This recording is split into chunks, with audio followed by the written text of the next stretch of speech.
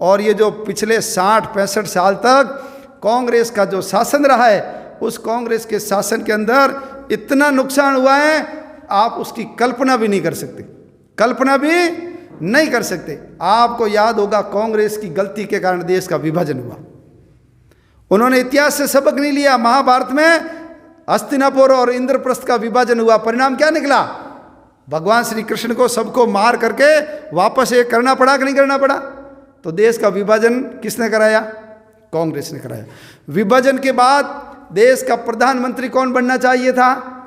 देश का प्रधानमंत्री 15 में से 12 प्रांतों ने कहा था कि देश का प्रधानमंत्री सरदार वल्लभ भाई पटेल बनना चाहिए, लेकिन षड्यंत्र करके मुंह लटका करके नेहरू बैठ गया था और गांधी जी को लगा इसको प्रधानमंत्री नहीं बनाया तो ये कांग्रेस को तोड़ देगा, और कांग्रेस यदि टूट गई तो फिर अंग्रेज यहां सत्ता में आ जाएंगे। इसलिए सारे सर्वसम्मति का जो प्रस्ताव था उसको ठुकरा करके देश का प्रधानमंत्री किसको बनाया?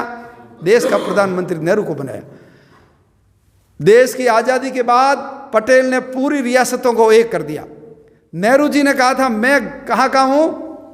मैं जम्मू कश्मीर का हूं, जम्मू कश्मीर का मामला मैं सलटाऊंगा। बोलो जम्मू कश्मीर को अदर झूल में लटकाया कि नहीं लटकाया?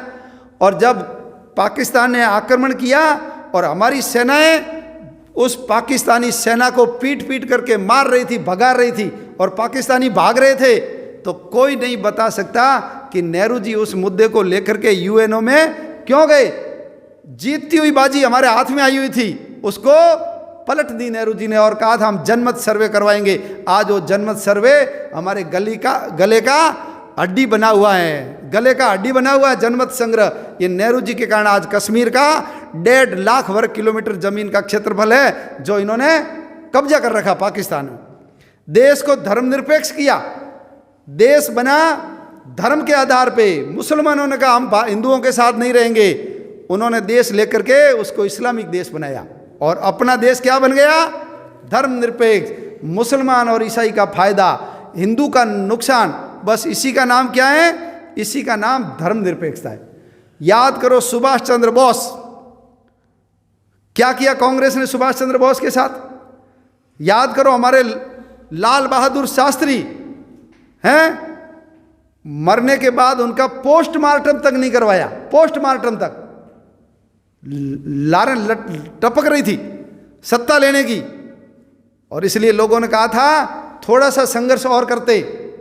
जब हम हथियारों वाली थल सेना, जल सेना, वायु सेना जिनके पास थी, ऐसे अंग्रेजों को भगा सकते थे, तो ये जो कट्टरपंथी मुसलमान है बोलो उनकी भी हम तबीयत ठीक कर सकते थे कि नहीं कर सकते थे? लेकिन नेहरू जी ने क्या कहा? नेहरू जी ने कहा हम बूढ़े हो गए थे और यदि और आगे संघर्ष करते तो हम कब प्रधानमंत्री बनते, हम कब रक्षा मंत्री बनते, हम कब शिक्षा मंत्री बनते। इसलिए ये मजबूरी के अंदर हमको देश का क्या करवाना पड़ा? देश का विभाजन करवाना पड़ा। 5 लाख कश्मीरी पंडितों को वहां से भगा दिया। किसकी गलती के कारण? ये सब कांग्रेस की गलती के कारण भगाया गया, कांग्रेस की गलती के कारण। हमारे जम्मू कश्मीर में एक ही रात के अंदर जिन लोगों को भगाया गया उनके आंसू पहुंचने के लिए कभी कोई कांग्रेसी नहीं गया।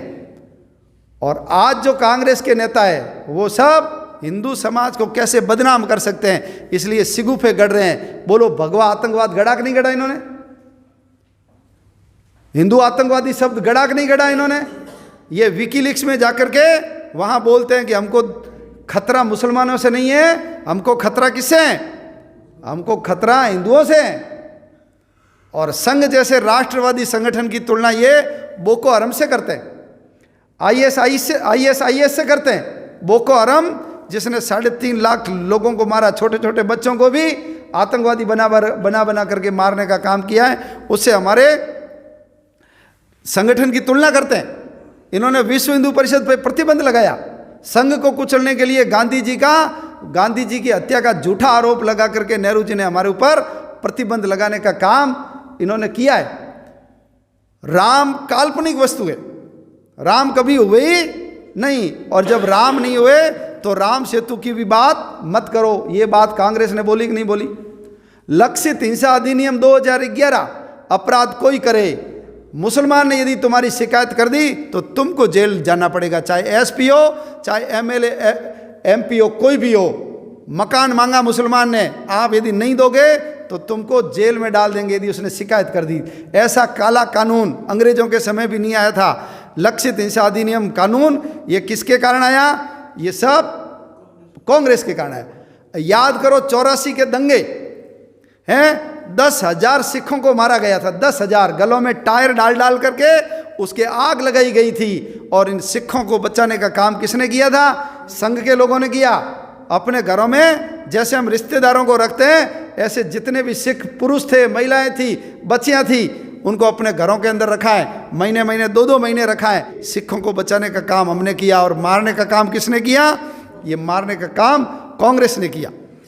चीन के साथ ये गुप्त मीटिंगें करते हैं, चीन के साथ गुप्त मीटिंगें करते हैं। और ये देश के संघ और विश्व हिंदू परिषद की तो आलोचना करते ही करते हैं, उसके साथ साथ देश का भी विरोध करते हैं। और देश के विरोध के साथ साथ ये सेना का भी विरोध करते हैं। और सेना से प्रमाण मांगते हैं कि आप लोगों ने सर्जिकल स्ट्राइक की थी, उसका प्रमाण हमको ला करके दो। ये किससे मांग रहे हैं? सेना से मांग रहे हैं। बोलो, इससे सेना का मनोबल बढ़ेगा या घटेगा? सेना का मनोबल घटेगा। और जब कभी किसी दलित के ऊपर मुसलमान हमला करता है तो कोई कांग्रेसी बोलता नहीं है। आप याद करो, बेंगलोर में कांग्रेस का एमएलए था, उसका घर जला दिया, उसके भतीजे को पीटा, पीटने वाले मुसलमान थे, इसलिए कोई भी कांग्रेसी बोला नहीं। ऐसे ये दलितों के हिमायती बनते हैं, लेकिन जब दलितों पे हमला होता है और हमला करने वाला मुसलमान होता है तो कोई कांग्रेसी नहीं बोलता है। तो इनके पाप की कथाएं अनगिनत है, अनगिनत है पाप की कथाएं।